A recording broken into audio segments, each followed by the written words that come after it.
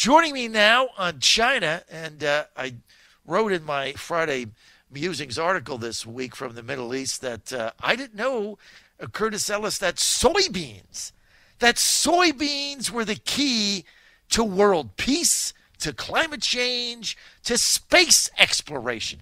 In fact, if we could just get 30 farmers in Iowa to sell more soybeans to the Chi-Coms, I mean, we would solve world hunger, Curtis.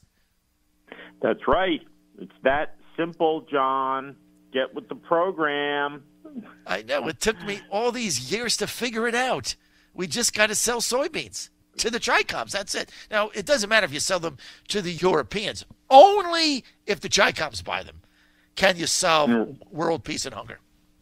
Right. That's right. You see, we're all in this new world now, ever since the Berlin Wall fell, which fell a long time before some of your listeners were even born.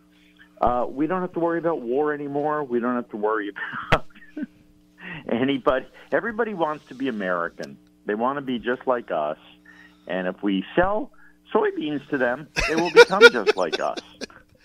I mean, look, we have all these Russian bots now. These what do they call these troll farms, and they're manipulating Instagram. Why don't we sell soybeans to them? That would solve that, wouldn't it? Yeah, that's a very interesting idea. I like that. We'll sell soybeans to the troll farms.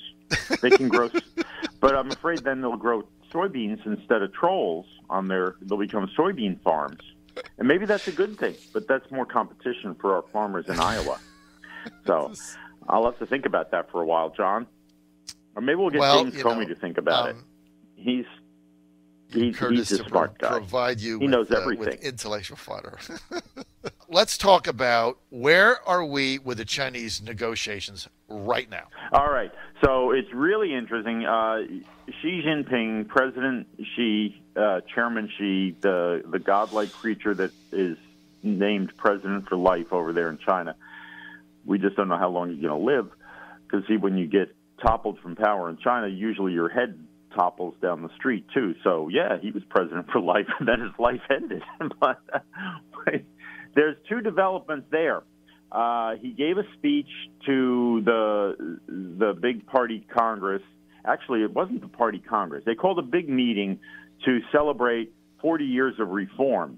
And he said, no one's going to tell us how to reform. So he took a very truculent tone there. And we're going to stay the course. Chinese socialism with Chinese characteristics is really wonderful and can't be argued with, and nobody's going to tell us how to do this. So he really sounded like Chairman Mao there. No one is in a position to dictate to the Chinese people what should or should not be done. The past 40 years eloquently proves that the path, theory, system, and the culture of socialism with Chinese characteristics are completely correct. And the Communist Party of China theory, line, and policy that have taken shape are completely correct. We will stay the course. And, it goes on and on. It really sounds like quoting out of the Mao's Little Red Book.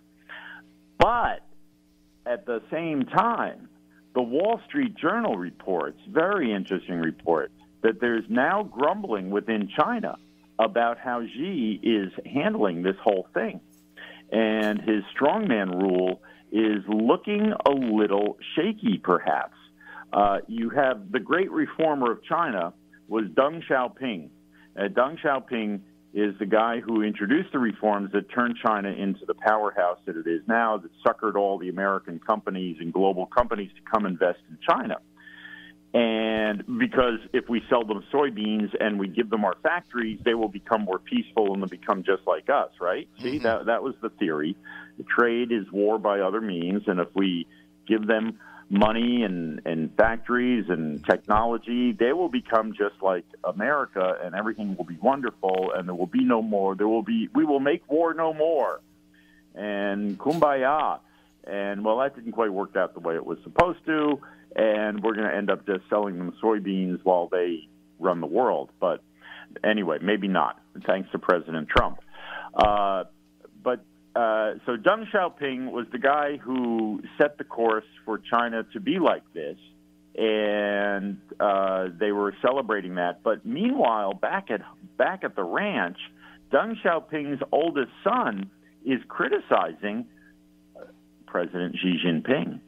And I tell you, in that kind of system, anybody who criticizes the president is like, this is monstrous. This is like in China, just saying one thing like, well, maybe he's not on the right path, is like we have here when you have nonstop barrage of the president, right? And and the first lady and anybody around him, and a constant investigation, and you've got insurance policies by the FBI being paid off. You just don't criticize anybody over there. You're supposed to look. The Communist Party, the Chinese Communist Party, has the correct line, the correct theory. Salute, say yes, sir, and that's what you're supposed to say. And if you can't say that, don't say anything. So for anybody to even be intimating that maybe Xi Jinping has played this wrong, that's huge. That's a huge development. There has been dissent and dissatisfaction over Xi's approach, says the director of the China Institute in London. There's now, I don't want to overplay this. There's not an organized opposition to him, but there is there's a little dissatisfaction with the way he's played it, because usually China, the way they do it is they try to be humble and quiet and, nothing to see here, folks, but us chickens. Don't worry about us. We're not doing anything. Xi's come out and say, yeah, we're great China and we're going to take over the world. And that's not the way it's usually done. So what do they want him to do? I mean, so Xi basically, it was rope-a-dope, right? What Xi did at the G20 was rope-a-dope. He talked for 40 minutes. We understand Larry Kudlow said he talked for 45 minutes nonstop. Kudlow was just enamored that he had facts and figures and he knew everything off the top of his head. And apparently that means that there's going to be world peace now or something. But he talked, he talked for 45 minutes, Kudlow said, had all the facts and figures, and it was rope-a-dope, because at the end of the day, we had Peter Navarro on our show last week. At the end of the day, he committed to nothing, and Kudlow said he had 120 days or 90 days. He's got 60 days of reckoning, so he's got to figure this out.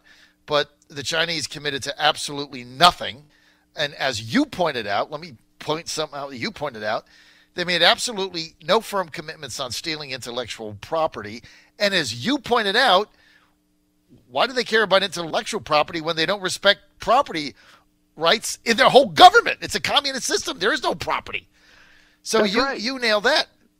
And then at the end of all Xi's promises, he had this little tiny disclaimer that he slipped in. Curtis, you know what it is? Of course, this is all dependent based on market demand. There is no market demand. It's a centralized communist economy. They buy whatever they tell them to buy. They've got cities that are completely empty, malls that are empty, with just the elevator going around like Westworld and the outer reaches of China. There's no market. So at the end of the day, you can say, well, there's just no market demand for soybeans. That's right. Look, we keep pursuing, or some, not President Trump, but some, the Wall Street boys and everything else, they keep pursuing this idea that China will become more like us. Oh, yes, they're going to respect intellectual property. No, it's a communist system. There is no private property. We should stop fooling ourselves that they're going to start respecting that and believing in that. It's based on that false premise. And you have to check your premises. If the premise is wrong, everything that proceeds from the premise will be wrong. So, but they can't recognize that. They still live in this fantasy world that China will become a democratic, open, free market, private property loving country. And that's never going to happen. That is not their goal. Their goal, they learned, they saw what happened in Russia. They open up the political system, the government collapsed. These guys are not going to open up the political system. And they're not interested in becoming more like America. They're interested in taking over world leadership from America. That's their goal, and they'll say and do anything to get there. It's pretty clear. But you see, I think what they're going to do is they're going to try to open up the financial service sector. They're going to let Goldman Sachs make deals in China.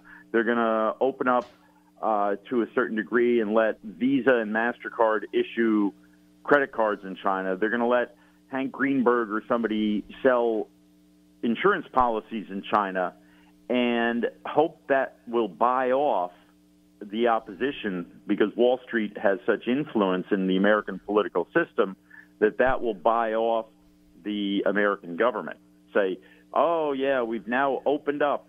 We've opened up our service sector, meaning our financial services sector, and that will then you'll get all those people like Bob Rubin did in the Clinton administration and Gene Sperling and all those Wall Street sycophants to go tell the White House, hey, everything's good now, don't worry, China's becoming more like us. They're letting us make a fortune off the Chinese people. Listen, Curtis, I'm out of time in a couple of seconds, but I got to tell you, what Curtis just said here, the analysis you made is, you're right. The next thing we're going to see is financial service opening up.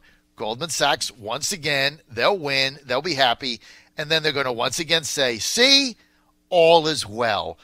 Move along here.